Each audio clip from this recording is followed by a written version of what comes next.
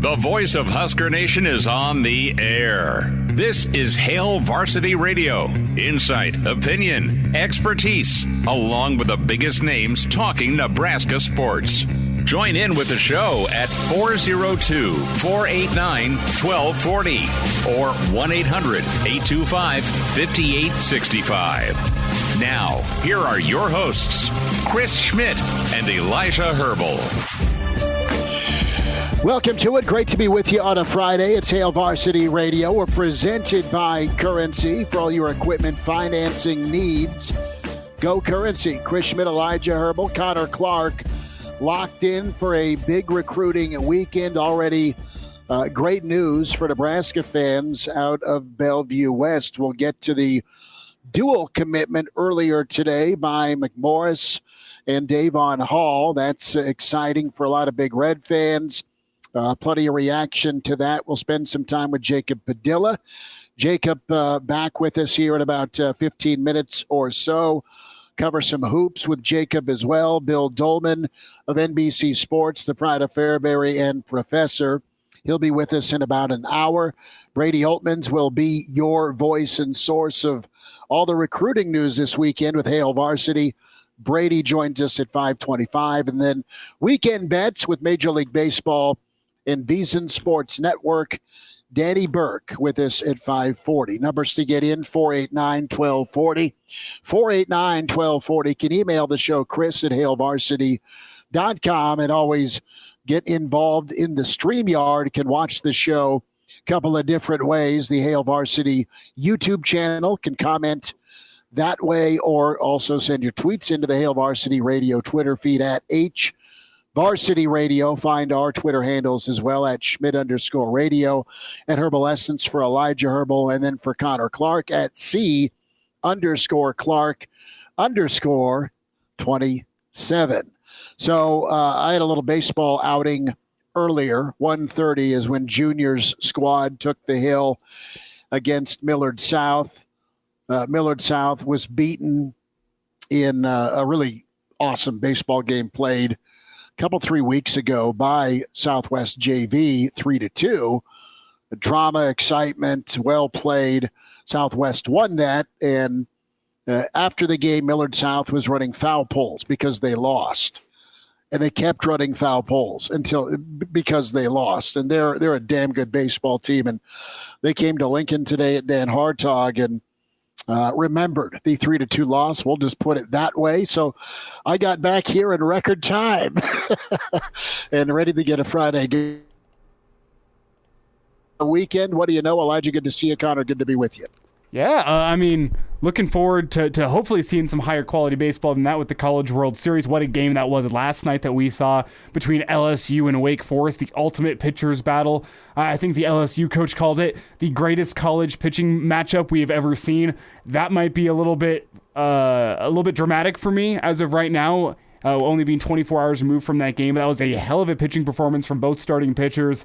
The walk-off in the bottom of the 11th, breaking a scoreless tie, 10.5 innings, scoreless, only to be walked off like that. It was the most exciting game of baseball I haven't seen with that few of runs in a long, long time. LSU rightfully deserves their shot in the championship series, and Florida versus LSU is going to be a hell of a battle. I'm looking forward to that this weekend. And hey, also looking forward to what other opportunities I may get on the baseball diamond with umpiring. I know I'm going to be up in Omaha a little bit this weekend, but we'll see. That's what I'm looking forward to, as we've lost Schmidt's connection on the stream. So Connor, what say you?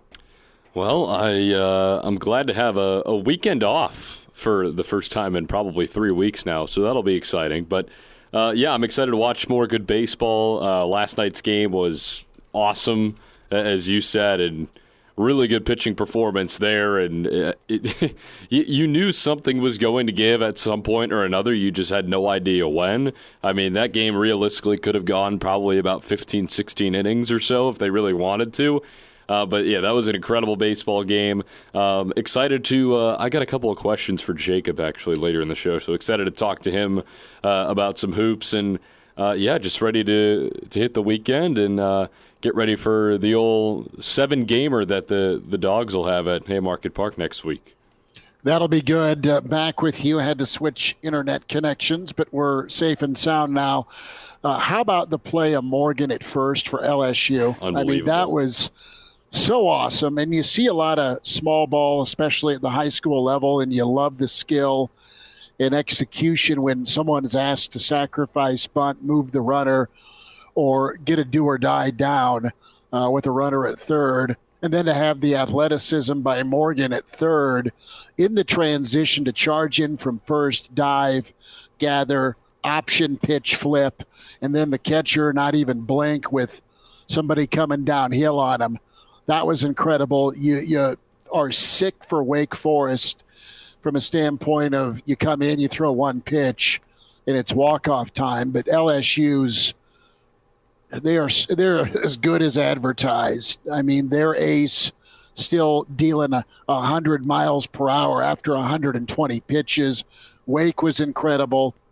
And I know that there's SEC fatigue with football in these parts for some.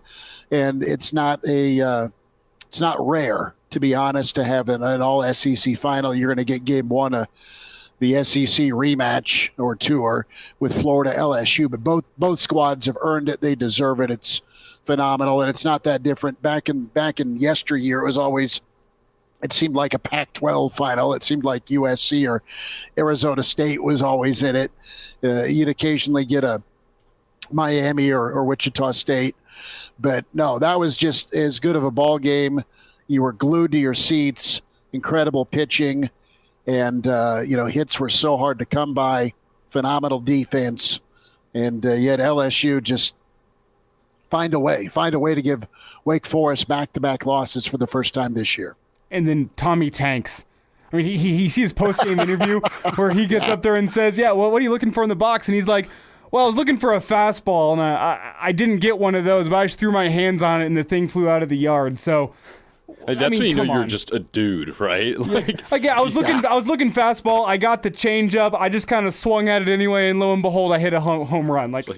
He didn't just hit a home run too. I mean, you knew it right off the bat. Like, you hadn't seen a swing like that all night long. Obviously, there was 6 combined hits before that, and then all of a sudden, look out, and you turn around and the ball's flying over the fence. But yeah, that was just an amazing baseball game. That LSU team, man, it is a fun team to watch. A lot of cool personalities on that team. Chris, you mentioned the play from Morgan at first to throwing a home. I mean, that was unbelievable. That was it. That was the game. Yeah, that was the game. And with Tanks, the joke in Major League Baseball about 25 years ago from Mark Grace with some of those Cub teams that didn't deliver, and then 1998 happened. They had the kind of the Harry Carey magic of Harry passing, and then the Cubs got back to the playoffs. You had the home run chase with McGuire and Sosa.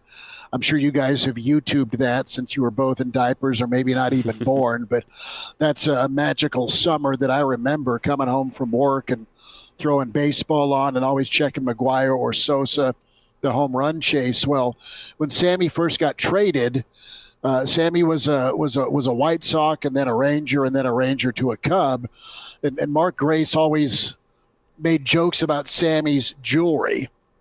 Like, it's impressive that Sammy's hitting 30 bombs a year, and it's even more impressive because Sammy's got a gold hubcap around his neck with as big as the gold change was.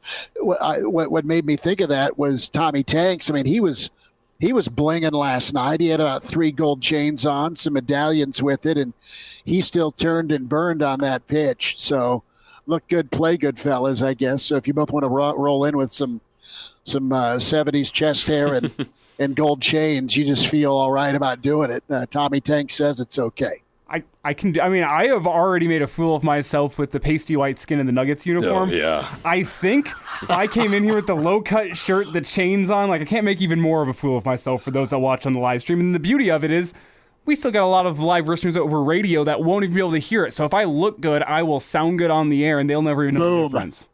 That's good. That is true. Every time I wear a polo in here now, I'm not doing any buttons. I'm just gonna leave it out. Just gonna do the damn thing.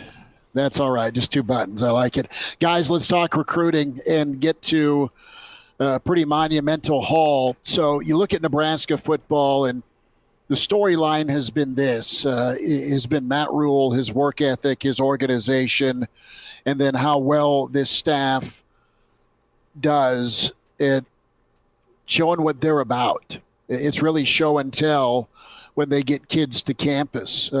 Here's how we're going to work. Here's how we're going to talk. Here's how we're going to treat you. It's not some con artist convention. It's real work. And McMorris experienced that when he was able to go work out with Coach McGuire and Nebraska. This is our expectation. Does this fit you? Do you fit us? It doesn't mean a lot to some other schools when it comes to selling that ice or the old popsicle, the ketchup popsicle to a white glove convention, right? I mean, there's some silver-tongued dudes in the world of recruiting, and you got to be smooth. I get it, but you also got to be honest and be real. And with Nebraska able to land a third T-Bird, back-to-back gets today with McMorris and Hall, it's incredible. But it speaks to Nebraska's ability in 2023 to put a good class together in short order. But fellas, how about the relationships they've been able to form and forge in 2024? And that was emphatic today with Hall and McMorris, who both have had a lot of offers elsewhere. I know Hall had an offer to Iowa even before he really stepped on the scene and blew up to do great things as a sophomore at Bell West. And you have McMorris transfer in and go for 1,200 yards. You get 2,500 yards and 25 touchdowns. And, oh, yeah, you already got the guy throwing the pill to him in the 2024 class with Danny Kaelin. So really impressive. Nebraska's composite 24/7 ranking also jumps up. So Nebraska's sitting right now at 17th in the country from a recruiting ranking standpoint. And Nebraska may not be done. I think they've got some work to do with Grant Bricks, talented offensive lineman. You get him, that's big. Carter Nelson, I think you can feel good about, but it's not easy with all his options and offers. So if you get Carter Nelson, you'll get a continued bump. That's the number 2 tight end of the country or number 1 tight end of the country, depending on what service you like. But this is, again, Nebraska planting their flag in the home state, another home state get, 2 of them, and 2 really talented athletes that had national recruiting appeal. And Nebraska was able to share their vision, show their vision, and then get yeses. And remember how like a month ago we were talking about, is there concern the fact that the size of Nebraska's 2024 class is currently lagging behind its peers in the Big Ten? Well, that narrative got flipped on its head quickly. With the amount of recruits that Nebraska has picked up within the past 3 weeks, Nebraska is now far ahead of its brethren in the Big Ten in terms of where it's at in its recruiting 2024 class. Nebraska it's got a solid base. I don't think this class is anywhere near where Matt Rule and company want it to be. I think they want to get some more talent, especially some more 4-star talent to bring in there, and they don't care about the recruiting rankings. Guess what? I'm still trained to care about recruiting rankings a little bit. I think there's some bigger fish that you need to go out and go get, guys like Carter Nelson. But Nebraska's got a really, really firm foundation on its recruiting class of 2024 right now, and it's built on a lot of in-state kids, and you're picking and choosing kids from across the country too. It's what we laid out as being, this is what Matt Rule needs to do. He needs to build a recruiting class that's based on in-state kids. You need to go pick and choose some talent from across the country. Well, I think Nebraska, aside from Carter Nelson, has its in-state base down now. Now you got to go start picking and choosing some guys from outside the state of Nebraska that you think are going to be worthwhile additions to this class. Well, and I think it's really cool too. I mean, how many times can you look at a recruiting class and say, oh yeah, we're getting a trio from the same school in your state? I mean, and you said the numbers earlier too, Schmidt, about just how dominant these 2 guys have been. And then you get the guy who's been tossing him the rock too for the past couple of years now. So the fact that you're able to get that going for you, I think is just a really cool story in itself. And obviously the performance on the field from all 3 of those guys has done the talking based on what offers they've got. And now the fact that they've committed to be Huskers. The other part of this, too, is McMorris was somebody that I really think connected well with Coach McGuire and Coach Rule. And he's somebody that sees success. And then once Kalen flipped, and we'll hear a little bit around 4:40, Mike Sauter, friend from Hurrdat Sports, of course, caught up with both Hall and McMorris. So we'll hear some excerpts from both of the kids in about 20 minutes or so. But it's super impressive to land a kid like McMorris and then to rekindle the opportunity with Hall. And listen, there's all sorts of thoughts on the recruitment of Hall, the list of names that were going after Hall, were all those committable offers. Hall's a talent, and he's already put together going into his senior year. I mean, he is built. He is a guy that plays bigger than 6'1", 180, super physical, and has that speed element to go with the physicality. So he's really big time. And for Nebraska and Hall to come back together, I think that's important. But it was Nebraska that stepped away at first and said, look, we're just going to move on from you. Well, as things kind of turned back around, it was Hall that said, you know what, I think the fit and opportunity is best for me in Lincoln. So that speaks to Nebraska not playing games per se, but being real with a really high star talent that's in your backyard that you want to get. We'll get some thoughts on this from Jacob Padilla as he's all over prep action. Some basketball thoughts, some NBA draft as well. Jacob Padilla next. And now, back to Hail Varsity Radio. Thanks for spending time. It's Hail Varsity Radio, a Friday presented by Currency. Jacob Padilla joins us. We'll get to Jacob in just 2 seconds as he's couch side, is what we'll say. Not in the big chair, but sitting on his couch, relaxing, can watch the show, Hail Varsity YouTube channel. Paul's been hanging on the line. Paul, sorry I missed you towards the end of the last segment. Go ahead. No problem. I guess I'm going to repeat part of an earlier statement that I think a lot of us are a little starstruck with the football rankings. Do you think, especially with this staff, that it really doesn't matter? I am a little concerned that we've gotten so many 3-stars, but is this staff really more bent towards development of diamonds in the rough? You know, Paul, I think they are going to hang their hat on their ability to identify and develop. I mean, that's how they've made their money at Temple, how they made their money at Baylor, and how they're going to make their money at Lincoln. Now, if you can bring in a high-level talent, that doesn't mean you're going to develop them less. Is the starting point a little higher than a 3-star per se? And to be honest, I think if they see some traits, whether the kid's a no-star, a 2-star, or a 4-star, if they think that the kid fits and can play, I don't think they really care what the rankings say. For sure. We're all kind of trained to see the stars, and that's a projection. It's not always accurate, and sometimes it is accurate. But it's an inexact science in the world of recruiting. But yeah, they're gonna bet on themselves from an eye test standpoint. How does the kid work out, and they're gonna try and find fits in chemistry, and then of course you're going to try and find fits when it comes to the schemes they want to run. So I think that's how they're going to go about doing their business. Would you think that the more important factor of success is how well the coaches coach and develop versus the raw materials they're starting with? I think you need a combination, Paul. You need to be able to coach kids up, get them better, and not be wrong, or if you are wrong on a prospect, have the ability to go somewhere else and get a kid either on your depth chart or in the portal. So they're gonna go after who they like, Sure. and it's a combination. Yeah, I mean, if the kid's being recruited by Alabama or Wisconsin, or go down the list, Carter Nelson per se, you want him because of his upside, his talent, but it's not the defining factor, I don't think, for this Nebraska team. Thanks for the phone call today. Thanks, guys.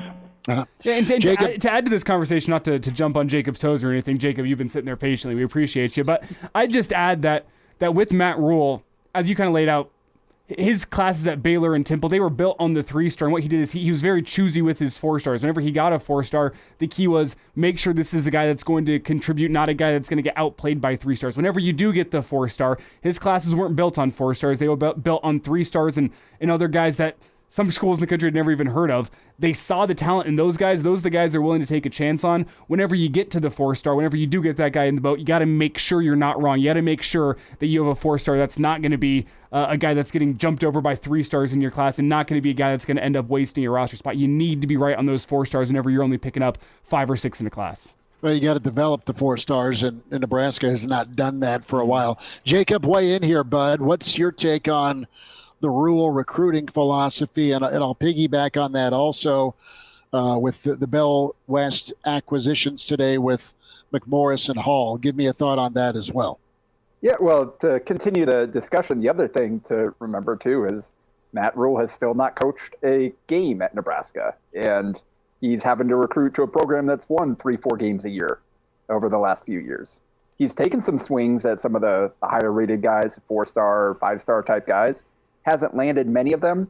And so I think he's at the point where he's like, all right, I'm going to start filling this class with some kids that I think have the traits that we can develop, that we can turn into some good players down the road, kind of buying into that development philosophy that he continues to preach. And he continues to kind of put his money where his mouth is. He talked about the importance of multi-sport athletes, of guys that come to camp and work out in front of them and show them what they're capable of trying to keep guys home in state for the kids here in Nebraska. He's pretty much doing all that and giving these kids a chance to go show that, hey, we deserve to play here for the Big Red. So I think I don't know that that Rule is going to forever fill a class with 60% kids that have no other offers or 2 to 3 stars or things like that. I think he's going to continue to go after some of the guys that maybe are considered higher rated. And I just don't know how many of those guys he's going to be able to land until they start to show some results on the field. So in the meantime, you've got these kids that want to be part of the program, that show the traits that these coaches believe they can develop. So why not take them into the fold, try to build your foundation, and then as you have some success, you can continue shooting higher and higher in terms of recruiting. And it should be noted. Yeah, go ahead. I say it should be noted whenever you look back at his rebuild at Baylor, his first recruiting class was the 2017 class at Baylor. They didn't have a single 4-star in that class. It was all 3-star and lower among the 27 guys they brought in that class. Not a single 4-star. And 2 years later, those same guys are playing in a Big 12 championship game. So I think Matt Rule trusts his own ability to scout out the 3-stars and find the guys. You know what? Alabama and Georgia might not be going after them, but we still have a place for them within our program. And because he made the leap after that, we didn't get to see what kind of that success would have turned into on the recruiting trail for him down there at Baylor. Before he really had a chance to kind of build off that success, he was off to the NFL. So this is kind of, we're starting back from ground zero here with Rule and his recruiting, and we'll have to see. I think Nebraska fans are hoping that he's here long enough to kind of build that initial success and then push it forward to see, all right, where can he take this thing? As for the local receivers, kind of a wild story, right? Like, yeah. I don't know that either one of those guys was coming to Nebraska not too long ago. I don't know that either one of them was coming to Nebraska before Daniel Kalen flipped, and then I don't know. I'm pretty sure that Dae'vonn Hall wasn't coming to Nebraska until the last week or so. But kind of things change. I know there's reporting that the two sides with Hall and Nebraska had agreed to kind of go separate ways there and that recruitment. But from what I've heard, Hall family kind of reached back out. Rule was willing to listen. Good conversations, and Rule was willing to kind of restart the recruitment there and put the offer back on the table. And now they've got McMorris and Hall, who not the same type of player, but both very good athletes. I think Hall was kind of little filled out more, kind of a little bit bigger frame, whereas McMorris is kind of your speedier, kind of a little quicker wideout. So two different types of receivers. It's good to have guys like that, but both big time playmakers. And we'll see kind of bring those guys into the fold and see what that development can do for them, especially again, getting to play with their high school quarterback that they're already familiar with. Jacob Padilla is with us on Hail Varsity Radio. I want to flip it over to basketball here real quick because now with the resignation of Bob Huggins, Kirk Reese is back in the transfer portal. There's been talks about will Nebraska go after him again. I want to get your take. Is it worth going after him now because of the guards that you have already compiled in this transfer class? Or is Kirk Reese a guy that Fred Hoiberg should jump all over now that he has a second chance? I mean, with 2 open scholarships, I think it's worth taking a shot on any good players that you may have an in with. I think, I don't know that you feel 100% set with that backcourt, particularly the kind of the ball handler portion of it. I feel good about the kind of the off-ball guards with Keisei Tominaga, with Bryce Williams, and I'm still kind of in wait-and-see mode on Ramel Lloyd Jr., just in terms of kind of what his role is going to be, how much he handles the ball versus plays off the ball. And that could be something that shifts depending on whether or not they continue to add to the roster. But I definitely think they'll be in the mix. It seems like they're reaching out. Well, I don't know if it'll go differently this time around, but it's worth taking a shot. Again, when you've got 2 open scholarships to fill, kind of just like they did with Paul Mulcahy, kind of was a late addition to the portal. Just toss your hat in the ring, see what happens there. You got this space to offer. You've got potential playing time and shots to offer and a role to offer out there. Get as many good players as you can into the program and let them kind of compete and sort it out on the court. I don't know that there's anybody on the team right now, especially at that point guard spot, that you say, all right, no, we're set here. Like, we don't need anybody else.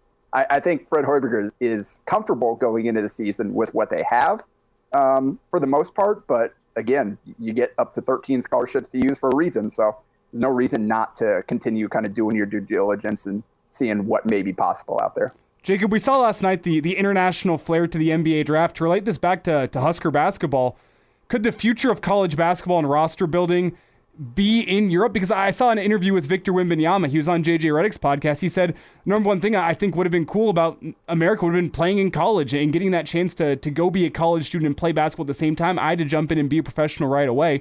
Could you see that being the future of college basketball, going overseas and going and finding guys that want to play in America? Yeah, I mean, that's already part. There are certain programs that have been benefiting from that for years. St. Mary's has that pipeline to Australia over there, that part of the world. Arizona is recruiting internationally heavily under Tommy Lloyd. Heck, in Nebraska. Mm-hmm. I mean, that's you look at this roster right now and what it has been the last few years. A lot of Canadian flavor. Right now, you got Rink Mass, and it's honestly making things a little bit difficult for their team and their upcoming the summer and their upcoming trip over to Spain, because Casey is going to be busy with his national team. Now Rink Mass just got called up to his national team. So I don't know how many guys are going to have left. You got your other bigs kind of coming off the injury recovery. They weren't 100% sure on that timeline whether they'd be full go. So you might be starting Juwan Gary at the 5 for their games over there in Spain with what they're going to have available to them. But yeah, it's something that I think there are a lot of programs that are pursuing that angle. And I don't know that Nebraska, obviously, like some of the guys they've got now of international have come from the portal or from JUCO. I don't know that Nebraska, I mean, that's probably pretty expensive to be taking regular recruiting trips overseas in terms of kind of directly recruiting from international countries, as opposed to kind of looking at guys that have already come over, maybe played some, came over here for their high school ball for a year or two, prep school, JUCO, whatever it may be, like we've seen. But it's definitely, I mean, keep your options open and evaluate or take advantage of every opportunity available to you, I'd say. Jacob, great stuff. Thanks for squeezing us in today, bud. Always appreciate a few minutes. Thanks for having me, guys. See ya. And now, back to Hail Varsity Radio. Big thanks to Jacob Padilla as he joined us from HailVarsity.com and magazine. Catch Jacob on Twitter as well at Jacob Padilla _ as he was out checking out prep area summer basketball today as well. We'll check in with Bill Doleman here in about 25 minutes. Brady Oltmans will have the recruiting rundown weekend for you. Big official visit weekend, a showcase visit for Nebraska. They're still going after some big-time names. Grant Bricks, the Logan, Iowa offensive lineman's a monster target. And Carter Nelson, the top tight end, and probably the top player on the board for Nebraska that's left to go get. The numbers to get in, 489-1240, 489-1240. We'll try and connect with Bell West coach Mike Huffman on Monday, get his reaction to now 3 T-Birds coming to Lincoln for 2024. Mike Sauter from our Hurrdat family caught up with both of the commits today. And this is Dae'vonn Hall talking to Sauter earlier today. And you can check Sauter's Twitter and Hurrdat Sports' Twitter out as well for the full interview. But Hall discussed why he ended up choosing Nebraska and how things got back together with Nebraska. Here is Dae'vonn Hall. Just feels like home. I mean, I've lived here my whole life. It feels right. I mean, the coaches know exactly what they're doing. I mean, they're going to get us right. They going to have a good team this year. Mm-hmm. And the recruiting class for 24 is looking real smooth. So I don't know how the Big Ten is going to compete with this, but it's looking good right now. So that quote was dangerously close to the Big Ten's going to have to adjust to us, no? A little different when your incoming 2024 wide receiver says it opposed to your head coach, right? A lot different. Little grace there, but I like the confidence. More from Hall here on what changed with Nebraska. I kind of faded away from Nebraska. I wasn't answering them for a while. At first I didn't feel like it was home, but more not talking to them and moving away from them and seeing other colleges, it just didn't feel right. I mean, I've always wanted to play at Nebraska since I was little, so just that switch flipped and I committed. So, guys, you can understand that from both sides of it. You've grown up here. Maybe you want to go at least sample something outside of this area. There are kids that want to get away from home. Connor, you're an example. You're a guy that could have gone to school close to where you grew up or within the same state. You're out of state. Elijah and I are both planted where we've grown up, but we've tried to be world travelers a little bit.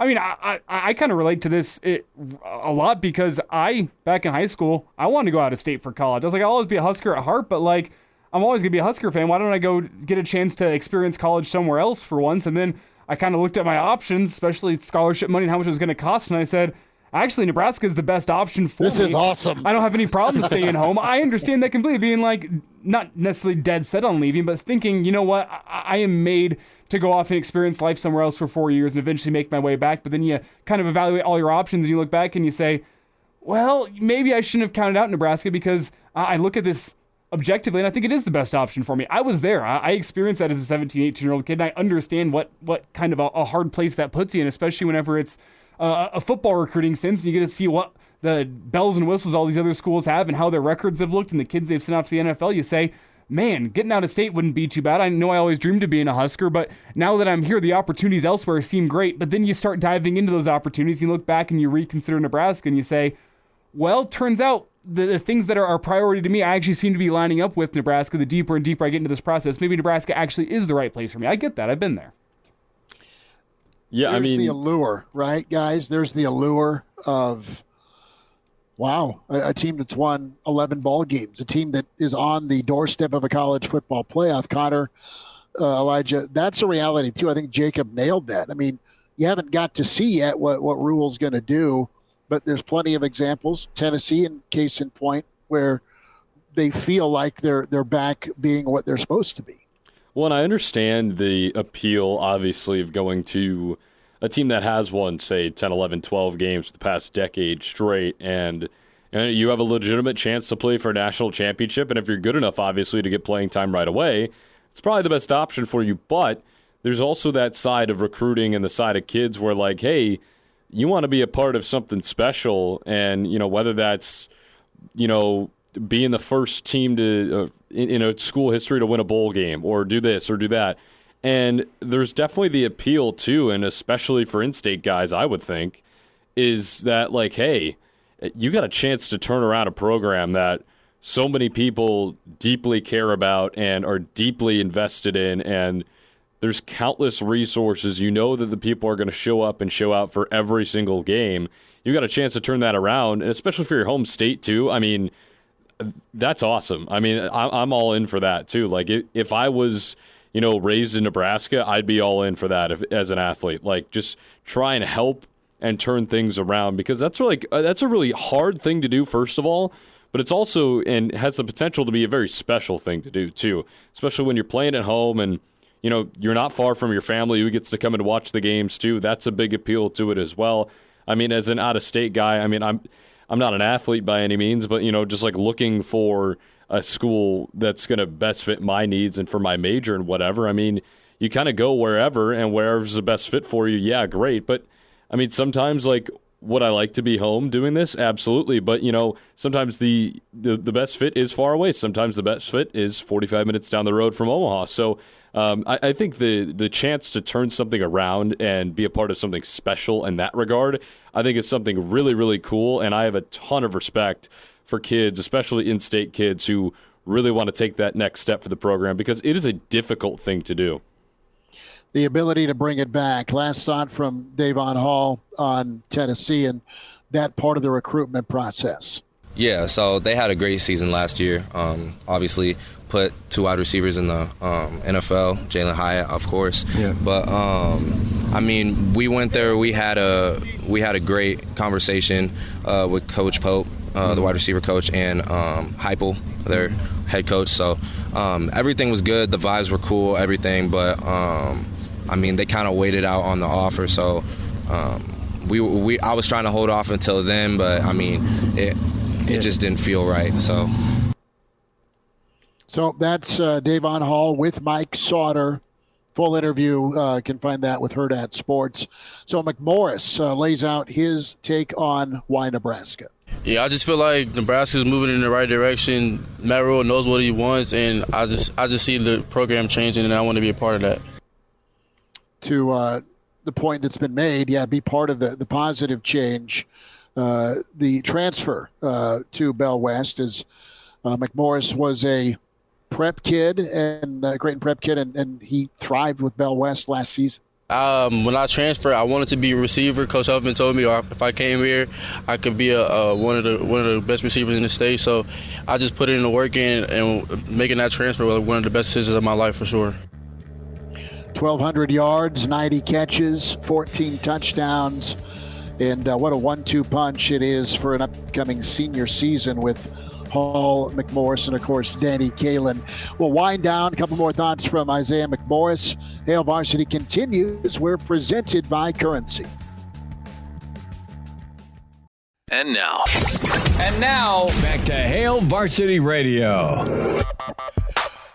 One final time this hour, it's Hail Varsity Radio. We're presented by Currency for all your equipment financing needs.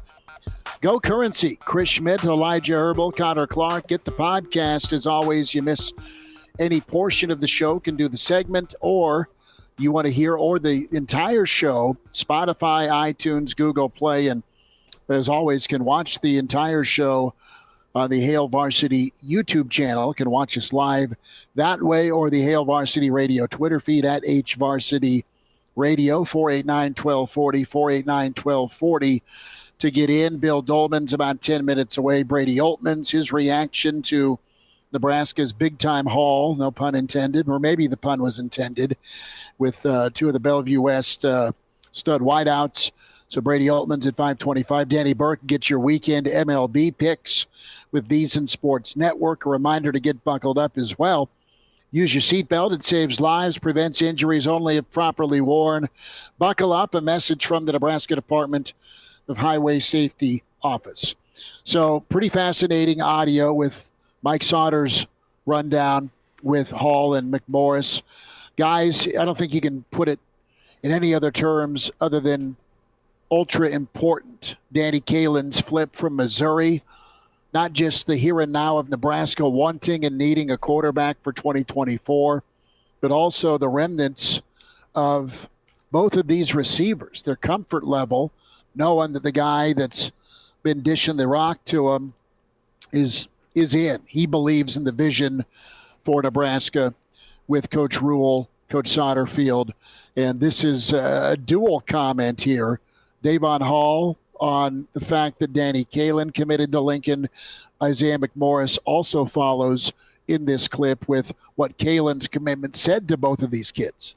Well, I mean, it's kind of crazy because he flipped from Missouri. So we didn't even think that he was going to do that for real, because he kind of like talked about it a little bit. But, I mean, we didn't think it was actually going to happen. But when it happened, we were shocked. So it was kind of exciting because me and Danny talked about playing on the same team in college when we were younger. So, I mean, finally being able to do that is crazy, kind of fulfill our dreams. Yeah, for sure. When Danny flipped from Mizzou, me and Dae'vonn was one of the first people that he contacted. So just like that's been going ever since he flipped, and like the coaching staff been on us harder.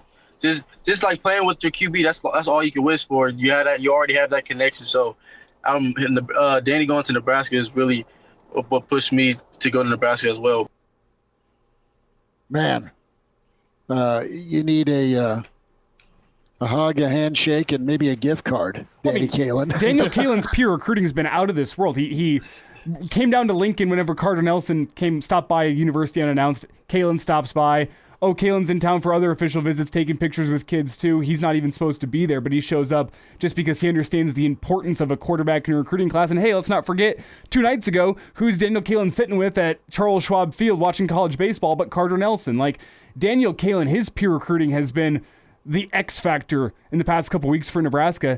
And something we talked about before, the quarterback is the centerpiece of your recruiting class. Daniel Kalen's acted like it, and he is treated as such. He's been huge in trying to pull some other kids to Lincoln. Well, and guess what? He'll be there. He is there this weekend. Kalen's a committed official visitor this weekend, along with McMorris, along with Hall. And, yep, Carter Nelson gets the red carpet treatment this weekend. We'll get the rundown of some of the names that are here this weekend. Brady Oltmans next hour. Hail Varsity Hour 2 on the way. The voice of Husker Nation is on the air. This is Hail Varsity Radio. Insight, opinion, expertise, along with the biggest names talking Nebraska sports.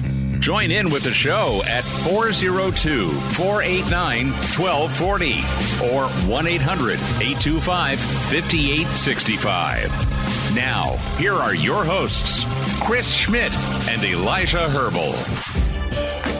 Back with you. It's Hour 2 at Hail Varsity Radio. We're presented by Currency for all your equipment financing needs. Go Currency. Pride of Fairbury, NBC Sports, the Professor Bill Doleman with us. You can watch the show, the Hail Varsity YouTube channel.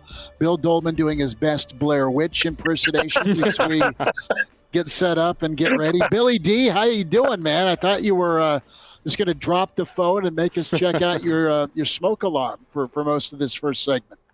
I got some naked animals running around in the back, and I didn't want everybody to see what was going on in the apartment. So that, I didn't put the still away or the warming lights. So I thought, you know what, I better get the plain background going on. That's all right. I mean, the key to a 2-bed, 2-bath is to use one of the bathrooms as a still.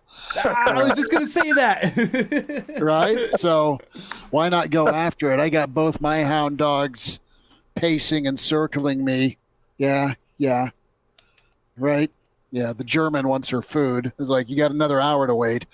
But busy day in the recruiting world, busy weekend recruiting-wise, Bill. We'll get there in a moment. I want to get your take on Ted Carter, though, as he's going to have oversight of the Nebraska Athletic Department. You've worked in sports in your career, but you've also done administrative duties as well. And what's this say to you to have Ted Carter handling the athletic department? Trev's running that, yeah, but Ted Teddy C is overseeing things, not the chancellor. Well, a couple of things. We're going to have a new chancellor. The recommendation is put forward for Dr. Rodney Bennett, and I think he's an excellent candidate and will be a very good chancellor for the university. And not that my opinion mattered because I'm low on the totem pole, but I was impressed with Rodney Bennett when he made his visit to Nebraska.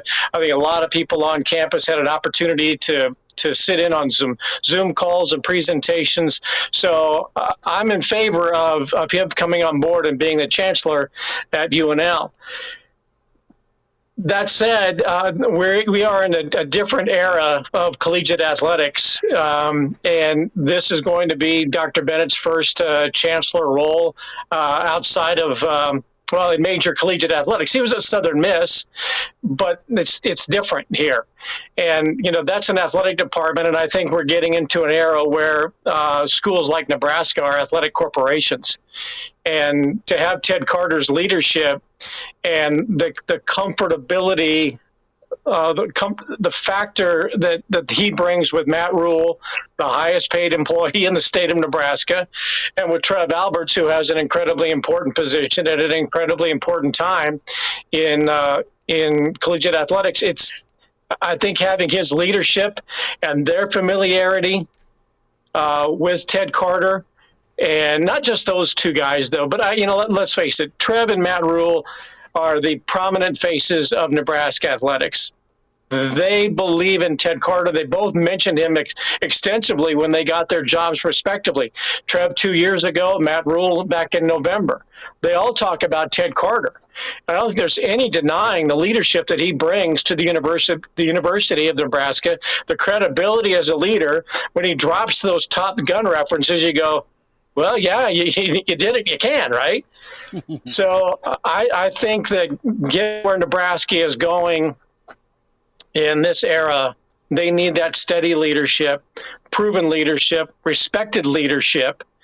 And he's had a presence in athletics all throughout his 2 or 3 year tenure. So I think John Cook's familiar, Rhonda Revelle, Fred Hoiberg, Amy Williams, all of the coaches are comfortable with Ted Carter. And I think at this time that's needed. Bill, what's your take on the thought out there that if it ain't broke, don't fix it? And I don't think people are looking back at the tenures of guys previous Trev Alberts, because you can see some of the problems there. But under Trev Alberts, the athletic department has seemed like it's been relatively steady and moving in the right direction. Do you understand the argument of, if it ain't broke, don't fix it? We don't need to bring Ted Carter in and muck up something that really doesn't need fixing right now. Well, I don't think Ted Carter is going to go in and do anything abnormal. I think that there's a respect that Trev has for Ted Carter, that Matt Rule has for Ted Carter, and all of those other coaches that I mentioned. But I think he has respect for them as well. And if you're, President Carter and outgoing Chancellor Ronnie Green and incoming Chancellor Bennett, and you see what Nebraska has done over the last 2 years, I'm sure Chancellor Bennett has looked at where Nebraska athletics has gone over the 2 years under Trev Alberts, understanding, I think Nebraska's been upfront with him that this is something that could happen. I would think that everybody would say, you know what, Trev Alberts done a hell of a job in getting Nebraska athletics going in the right and respected direction. And Matt Rule seems to have done a lot of great things. I think we would all agree. It appears as though he has made every right step since he's taken the job in November. So and Ronnie Green, let's not discount the job that he's done with Ted Carter over the last couple of years in bringing Trev Alberts on board, providing a place to bring in Matt Rule, that I think that the ship has been steadied after how many years of uncertainty in Nebraska's leadership positions, right? So I think when Nebraska's in a good spot, I don't think Ted Carter's going to come in and go, let's take the ship in a different direction, being a Navy guy. I think that it's just a matter of he's been the one that's kind of had the steady hand at the wheel. Bill, to add to that, I just think of all of the decisions made the past 2 decades plus by the chancellors or the presidents in some form or fashion that got Nebraska off the train tracks. They were part of, in some instances, the problem versus being the solution or the voice of reason. I think everything is in lockstep for the first time in a long time, right? With trust, reliability, and absolute confidence, where you have a guy like Ted and Trev that are good and comfortable with one another, to your point. And then you got a head coach that really likes Ted and really likes Trev. And there's no, dare I say, Harvey out there that could screw things up. And now that it's really Ted's oversight with Trev's leadership, I think you're in a good spot. I mean, it probably for the first time in a long time since T.O. was in the 80 chair. And again, this is as we go into this era of collegiate athletics that is so unknown, right? And with the Big Ten having a new conference commissioner, new TV contracts, NIL, transfer portals, all of the things that now are part of the landscape of collegiate athletics, you want to have somebody with proven leadership. And again, that's not to discount Rodney Bennett. He's been at Georgia, right? He's been at some major institutions during his career, and he was a chancellor at Southern Miss. But Southern Miss and Conference USA or the AAC or the Sun Belt, which is what Southern Miss is in right now, that's just different. It's a different type of athletic atmosphere compared to what is at Nebraska. And I think Dr. Bennett's going to do a phenomenal job at UNL. But the familiarity that Trev Alberts has and the relationship he has with Ted Carter and that Matt Rule has developed and everybody else, it's so important. Again, this is not an athletic department. This is an athletic corporation. And Nebraska has challenges financially on the academic and administrative side. That's all been well documented. Athletics is a different thing, but it is a corporate world right now. And, you've got a new president coming in the NCAA, and Charlie Baker. That dude's a politician, right? not figuratively, literally. Yeah, I mean, he's the former governor of Massachusetts. So we're going to get into a political realm with the NCAA. This is no longer, we've got another Gilbert Lewis or Poindexter who's going to be the next president like Mark Emmert just because he's been in the old. No, they're bringing in a politician. This NCAA stuff is going to Washington, right? They're already talking about with NIL, well, maybe we're not going to allow NIL donations to be tax deductible under the 501c3s. Student athletes are understanding that the money that they're getting isn't just a handout, and if you get services, you're going to have to pay taxes on that. Washington is looking at, I said this years ago when they were talking about paying athletes, that Washington is going to get involved. And Charlie Baker is one of them. And now you've got conference commissioners like Petiti and Kleopkov, no matter how disastrous he's been in the Pac-12, and the guy down Yorkman or whatever he is down there in the back. These guys are marketing people. These are TV people. So this is all bigger business that's going to be mixing with politics. And you got to have steady leadership. Respected leadership. Bill Doleman's with us. Bill, a couple minutes here. Coach Rule has been able to lock down 4 of the 6 top prospects in the state of Nebraska, 2 more from Bell West, 3 total. You've seen Nebraska football for a long time. You got to keep mine in Omaha, just up the road. There's so much talent that's come out of that city, and rightfully so. But Nebraska emphasizing that importance. I was my understanding that Nebraska doesn't have a recruiting base where you can pull in Division I talent and have a successful program. I just read that the other day, that Matt Rule's job is tough because there's just no recruits in Nebraska. And I'm thinking, well, what's Nick Saban doing flying his plane, and Marcus Freeman? I mean, all of the schools around the country, it seems like they've all got, their jets landing in small towns to go mine the talent in the state. It's very important for Matt Rule to do what he's doing. And it's great that those kids at Bellevue West are responding, as are, other kids in other Omaha schools and smaller schools around the state where you've got kids who are willing to walk on again. Right. So it just goes back to, I think Matt Rule has made all the right steps. And if a kid says, you know what, I'm going to go elsewhere, you know what, they've done that in the past. But at least Nebraska is identifying that there are players within this state. And unfortunately, other schools are noticing it too, even if the national media and four-letter networks fully still, after 50 years, don't understand that there are great players with great work ethics who happen to call Nebraska home. Now, Bill, you have a trio from Bell West now, and yeah, you talk about how the national media hasn't really recognized Nebraska as of late, that you haven't had success with your own state kids. But how important is that now that you have that trio from one of the best football programs in your state, first of all, and they all believe in the vision that Matt Rule has portrayed to them so far? Well, it's the Jordy Ball effect, isn't it? I guess. Yes. Or the Jordan Larson effect. I think it's really big, and I think that's not just going to get around the Bellevue West campus that, hey, the quarterback says this is where I'm going. You guys ought to go too. Those guys all play in 7-on-7 circles in Omaha. The Warren Academies and all of those former Huskers who are up there who are training kids now. That's a big, tight-knit football community in Omaha. And once you start to have a few players, and given the job that Kalen did out of the Elite 11 camp and making a name for himself, and seeing those schools that have come in, they're noticing that, Hall had the opportunity to go to Tennessee where he ran 22 miles an hour, and you've got Alabama and you've got Notre Dame, and then kids start to understand, you know what, but those guys are still wanting to stay home. Maybe there is something special going on in Lincoln.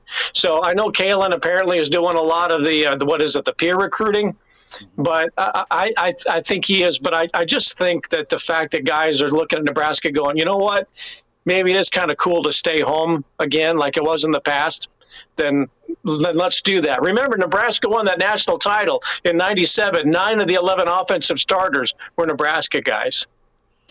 Bill Doleman with us, NBC Sports professor, pride of Fairbury at Bill Doleman. Bill, I want to go to Boulder for a moment.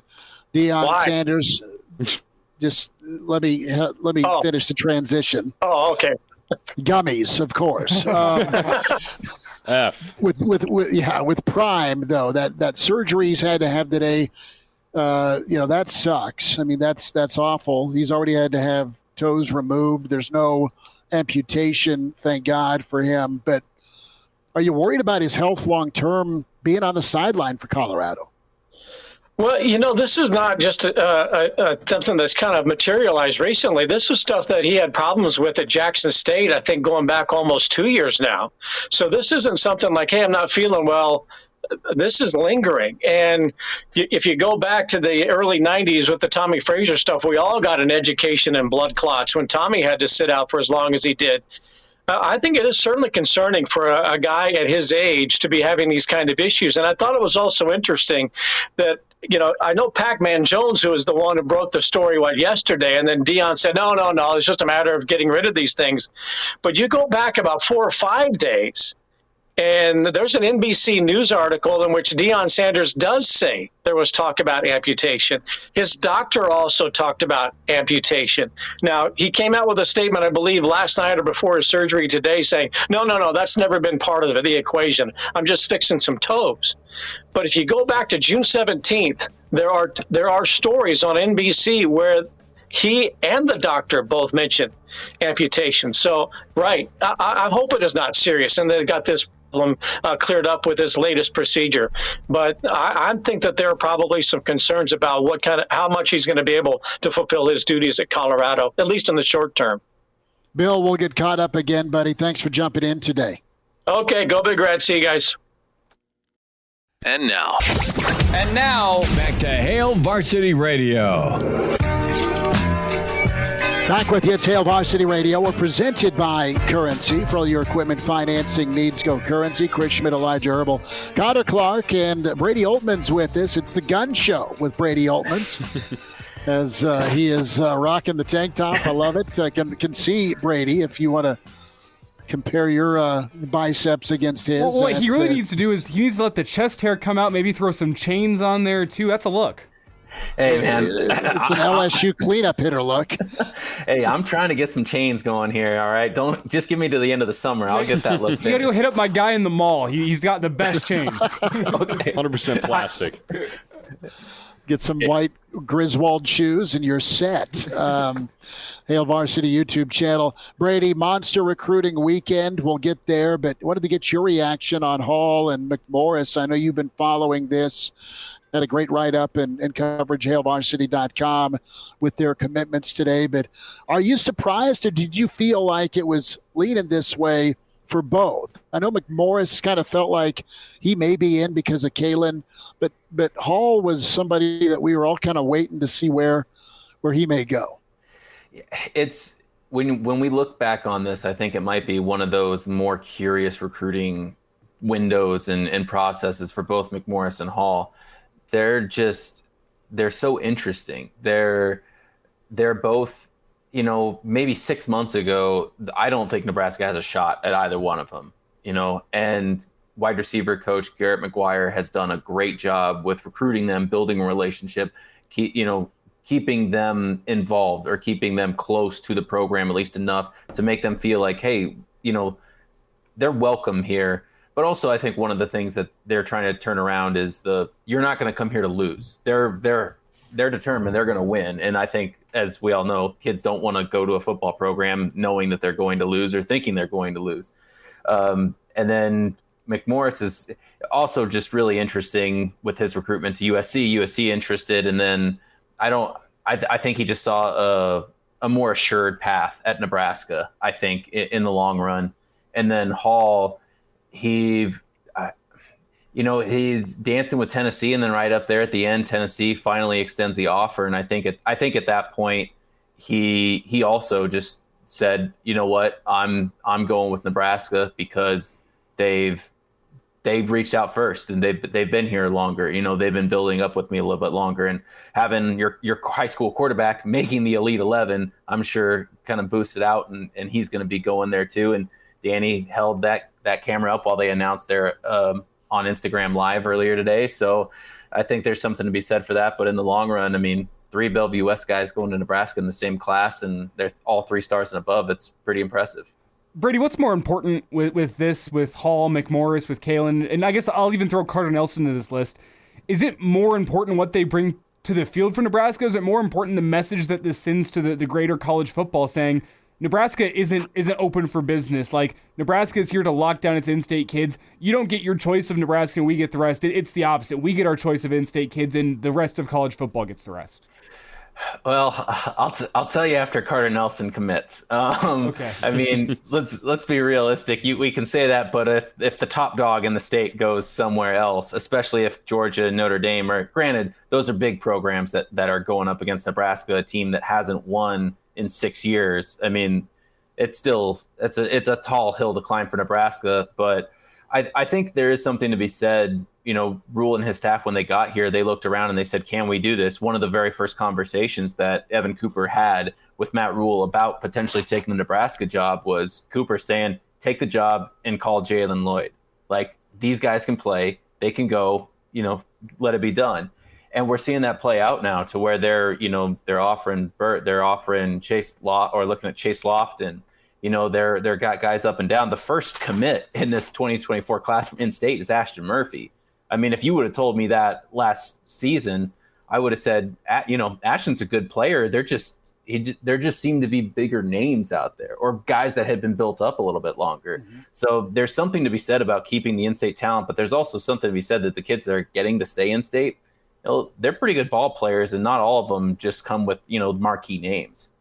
Brady Oltmans is with us on Hail Varsity Radio. And Brady, we were talking about it earlier about how it's difficult, but it's also a really special thing to have the opportunity to turn around an in-state program, one that you've been rooting for your entire life. And we see that here today with the pair of commitments. But what does that send message-wise to other high schoolers in the state that are good enough to play Division I football? I mean, we talked about Matt Rule. Elijah brought it up. First class at Baylor. no 4-stars to be found. So even if you're a 3-star in the state of Nebraska, that you can play D1 football, and now that this message is being spread that, like, hey, we want to turn this thing around and create something special here, how important is that for the rest of the high schoolers that are looking at getting recruited here in this state?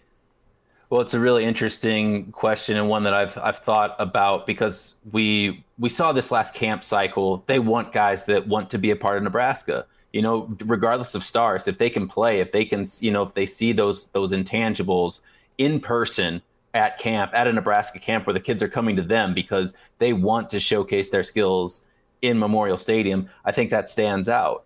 I think, especially with the 6 commits, or the big 6 commits that have come since camp, a lot of them under-evaluated. They're not, on big recruiting radars all over the place. In fact, I'm sure, frankly, a lot of fans are wondering who. It's not the who's who of recruits they're getting; it's the who's that of recruits that they're getting. You know what I mean? But Rule and his staff, they made, to your point, they made a living off of that. They wanted kids who were willing to pledge to a team to become a winner. And I wonder if at a certain point with some of these big time, in-state kids, they don't want to go to Nebraska because there are other suitors out there. No, I mean, Notre Dame, Tennessee, USC, all of these teams are winning now. And it's a lofty ask to pledge these kids to a program that just hasn't won. And I mean, it's certainly a glorious thing if you're on the team that turns it around, but it's a lofty ask to ask the kids to pledge to that, to, lay the groundwork to let it be done. So it's a fine line to walk, but also I think it goes to show, like, there's tough times now, but the glory ahead, like, look what he did in Baylor. I mean, that was a 1-win team. He turned into a desperation tackle away from a playoff by the time a kid was a freshman to a junior. You know what I mean? Like, it's something to be said for the kids that actually make the commitment and pledge, and I think they realize that, or at least some do. Brady Oltmans with us, HailVarsity.com and magazine, talking recruiting, big visit weekend, priority visit weekend for the 2024 class.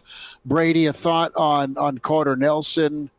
What's your feel? What's your read? A lot of peer recruiting going to be happening this weekend that's been ongoing. Second name, Grant Brix. Who's Nebraska's biggest competition for him? Start with Carter, finish with Grant. Oh, man. Well, Carter Nelson's been – it's just really odd, because anytime that you take an official visit to Georgia, to Penn State, to Notre Dame, those are lofty programs that Nebraska's going up against, especially this place at the time in Nebraska football. Now, having said that, Danny Kaline has been working with them. They went to the College World Series together. They've been hanging out a lot this week, a lot of peer recruiting. They're obviously together this weekend for the official visits. There's something to be said for that. There's something to be said for the amount of times that Carter's just dropped by, it come and swing through Lincoln. There really is no, hey, I was just in town the other day, let me stop by kind of thing. Ainsworth is a ways away from Lincoln, and there's no real, hey, I was just grabbing coffee in the neighborhood, do you mind if I stop by? But it's certainly, from talking with the people out of Ainsworth, expect a commitment or expect some sort of decision within a couple of weeks or soon after his official visit to Nebraska, because that's his last official visit he has set up. Now, if for whatever reason he still hasn't made up his mind, then it'll drag on a little beyond that. But his family and word out of there just doesn't seem to be going that way. And then Grant Brix, he'd be another big one. And it's really interesting because he's a rural Iowa guy, and Iowa's nowhere in the mix for this guy. Kansas State's the presumptive favorite to land him, but Alabama just offered. Might be a little late in the game for them, but anytime Alabama calls, you're probably going to pick up the phone and listen to what they have to say. His is going to be an interesting one, because I think if Nebraska is able to get him, it would be by being the outside horse, making the closing leap at the last stretch. And that's an odd position for Nebraska to be in, but he's also a pretty darn good horse and a pretty darn good motor on that offensive front. Is Grant Brix an in-state kid without being an in-state kid? Because you kind of could have said the same about Fedoni being from Council Bluffs right across the river. Brix is located, I think, about half an hour outside Council Bluffs, just to the north. So he's essentially one of those kids that's right on the border as well. And with Iowa not being on the picture, is Nebraska essentially the home school for him? Yeah, but I think that there's enough of a distance or enough of a qualifier where, like, it's just a different culture. Like, there's something to be said for the fringe element of Council Bluffs, but even beyond Council Bluffs, because it's still, a definitive Iowa culture there. You know what I mean? If you were to generally ask most people in Council Bluffs, they would say, "We are not Nebraska. How dare you say such a thing?" And more power to them. You'd ask Max Duggan that. I'm sure you'd ask Thomas Fedoni that. He'd say he followed Nebraska, but he's a Nebraskan now. He did not grow up a Nebraskan. It's a fine line to walk, but it also goes to kind of the 500-mile radius. And whoever, even regardless of semantics and state lines, if you grow up near Nebraska, they want you to be considered a Nebraska target first and foremost. Bricks, to your point, is K-State's his lean. Gertie knows that Bricks is leaning K-State. She just jumped in my lap. Anyone who's watching on the stream just saw how much of a professional Schmidt is. Barely even lost his train of thought there. The dog jumped in his lap. Oklahoma is there. OU's put out a bunch of guys to the NFL from the offensive line. Notre Dame's in this race. They've been in the race. You mentioned Bama. Nebraska's done a pretty good job here, Brady, getting offensive linemen that they like and identifying them, but give me a percentage shot. Would you say 50-50 to flip? Bricks, is it lower than that? What's a percentage?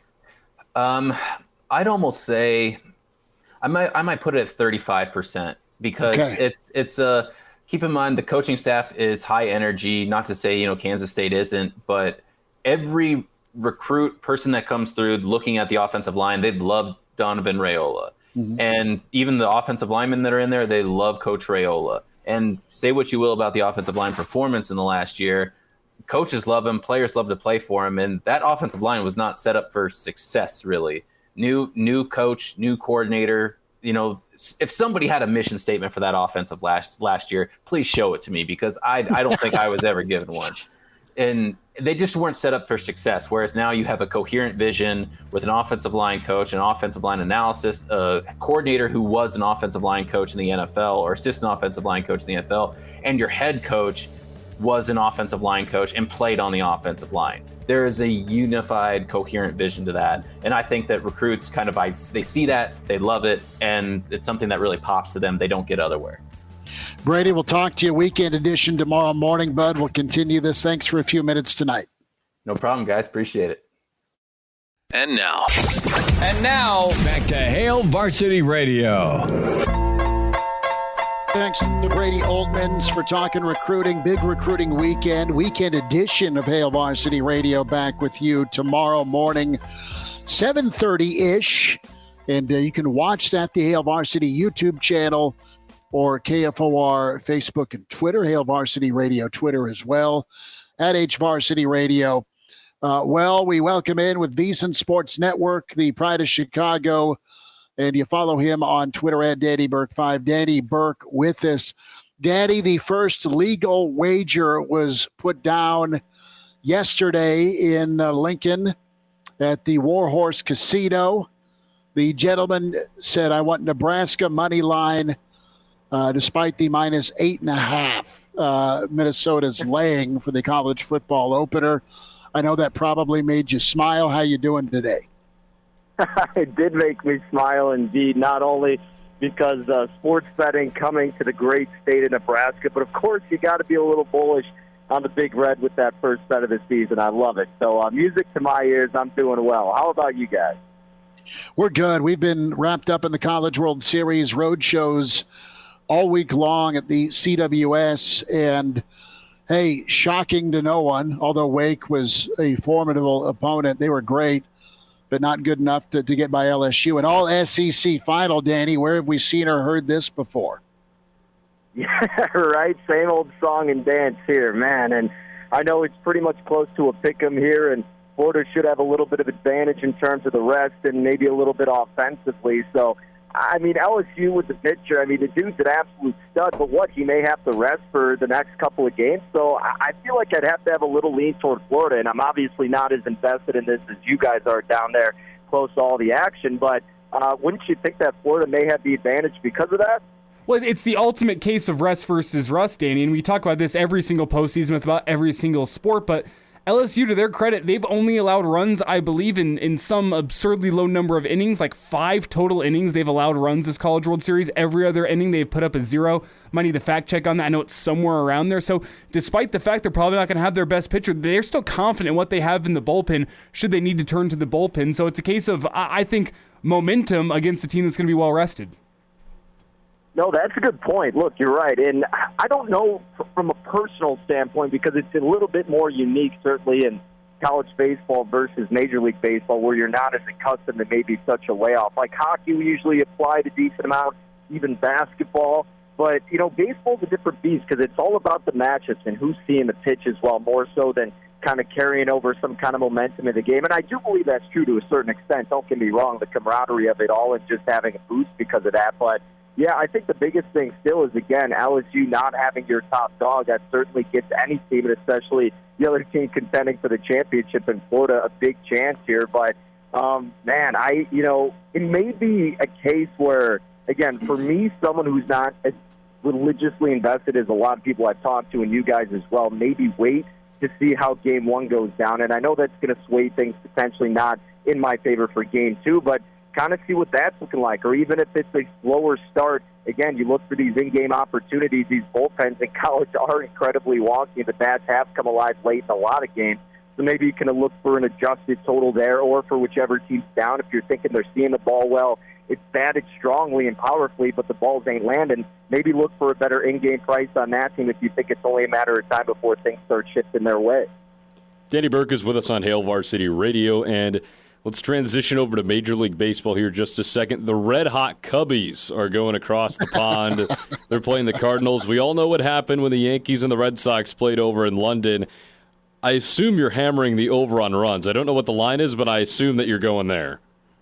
Well, that's the tricky thing. I was just reading, Derek Carty's the guy who does great baseball analytics and fantasy kind of insight, and he did a whole thread on this on Twitter. And he was like, well, the thought is that it could be comparable here to Coors Field in a sense, right? Hitters-friendly park, but they did change the dimensions of the field a little bit since the last time they played.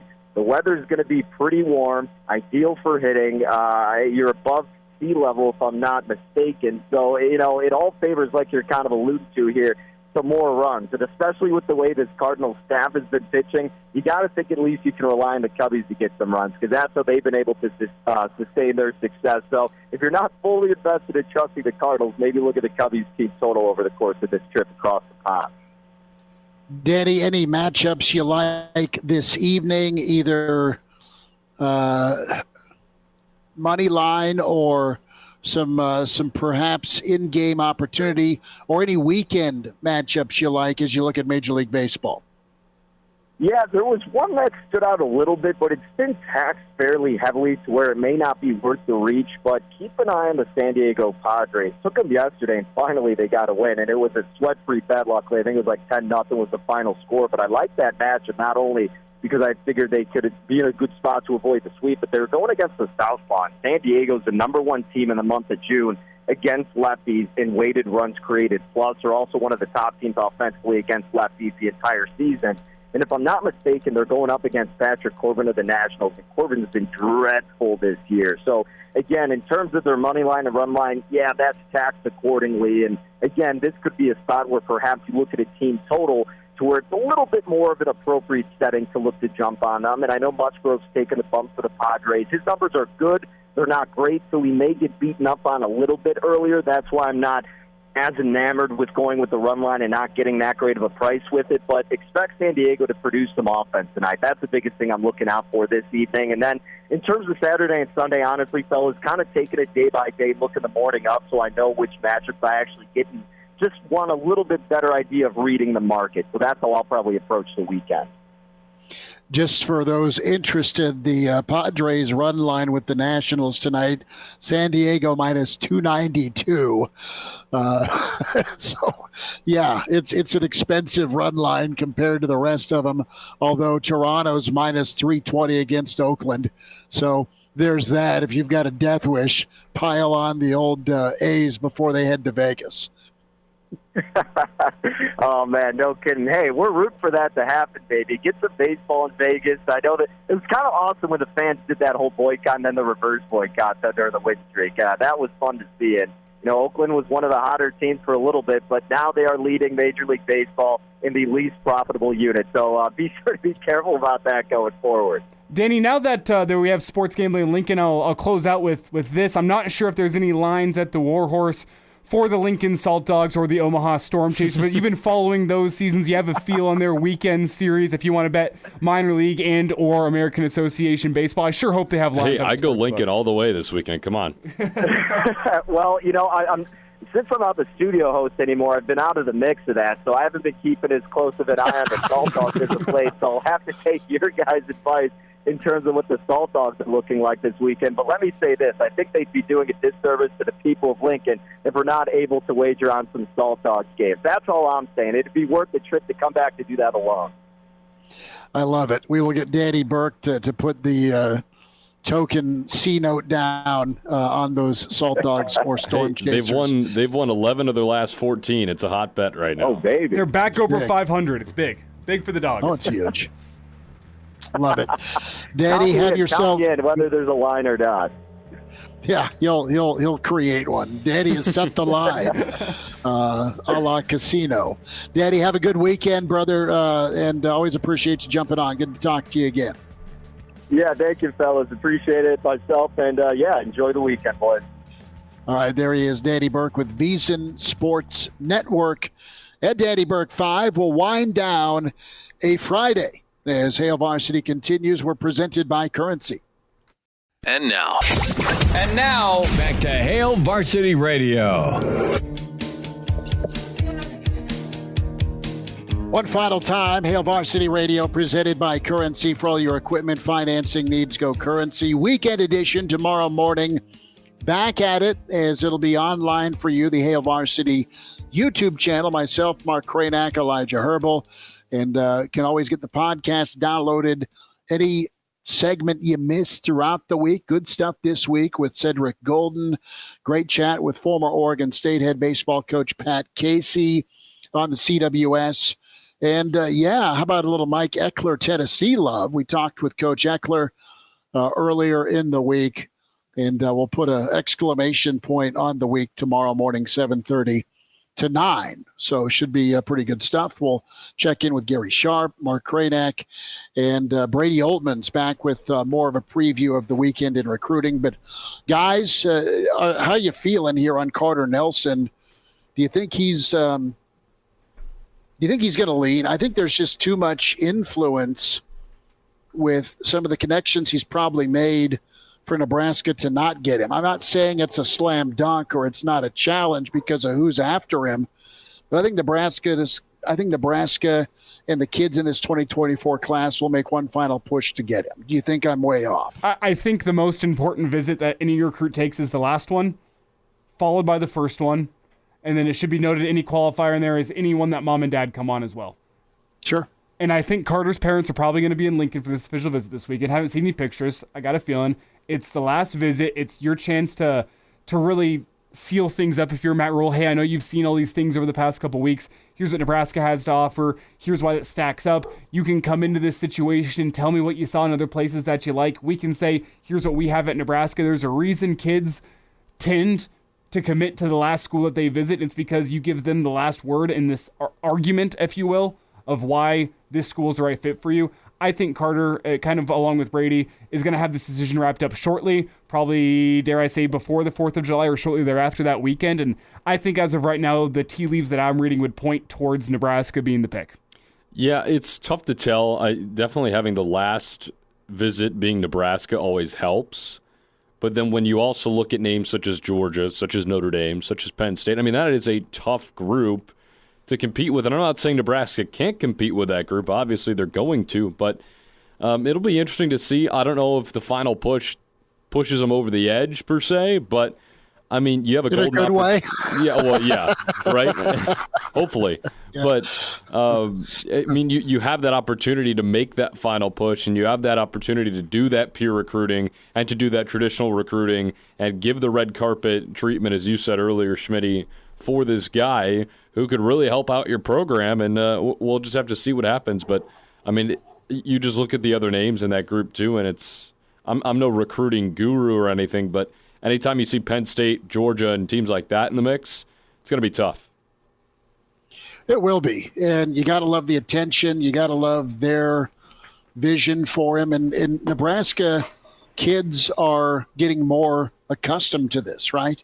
USC's been in Nebraska. Notre Dame's been in Nebraska. Alabama's been in Nebraska. Penn State's been here. It's not just Iowa and Minnesota anymore, or even a Wisconsin.